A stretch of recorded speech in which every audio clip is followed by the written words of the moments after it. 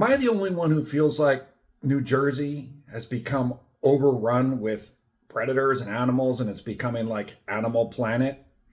And I'm not talking about my boy Winston here. I'm talking about coyotes, bobcats, mountain lion. A neighbor had their whole chicken coop wiped out by a mink. Like, this is in New Jersey. So I know why it's happening, no more DDT, reforestation, all of that stuff, but it's crazy. So I had a run-in, Winston and I had a run-in with a coyote in my driveway. I must have to say goodbye to Winston. He's being crazy. So anyway, we had a run-in with a coyote in my driveway last year. So I come home from work one day and I park my truck, and where I park my truck, it's along some shrubs. And so I come home, I park my truck, I get out after a long day. I painted a court that day. I get out, and what I do sometimes is I go up on my deck, and after a hard day of work, and I drink a beer. So I go up on my deck, I hang out with Winston, I have a beer just to relax.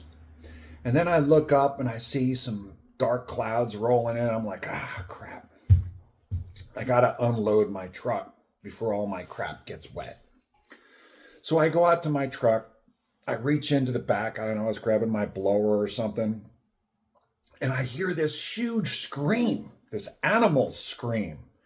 And I'm like, what the hell? I run away. I jump back. I run away. And I'm looking under my truck.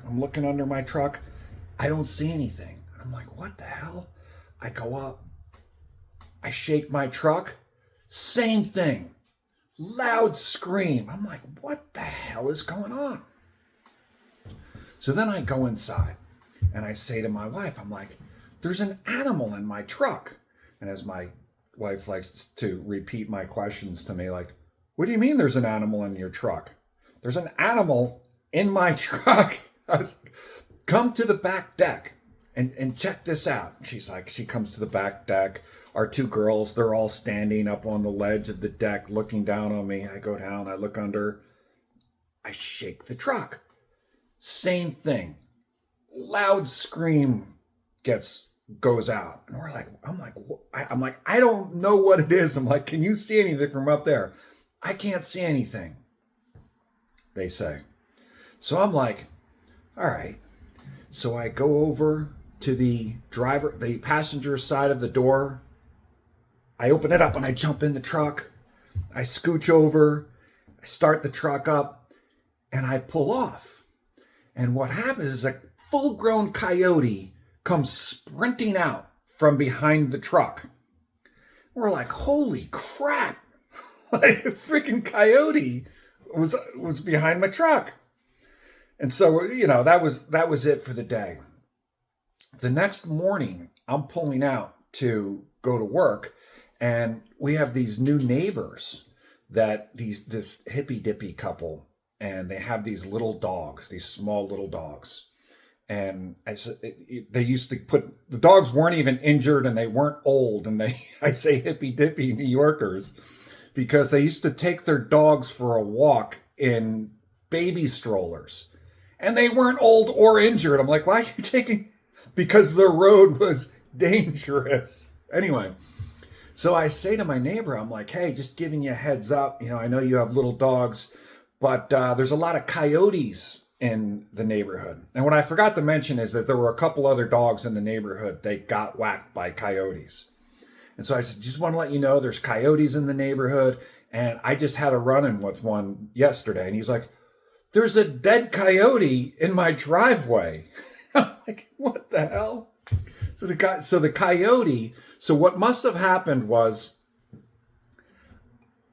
there was a basketball hoop in the shrubs where I parked. And so the balls wouldn't go under. I put up wickets between the openings in the shrubs. So when I pulled in, that coyote must have been sitting there waiting to get Winston. Must have been sitting there waiting to get Winston. And then when I pulled and backed in, he had nowhere to escape because of those fence wickets. And I must have ran him over. I must have been parked on him. But to tell more of the story was the neighbor ended up paying, because there were New Yorkers that never lived in the suburbs.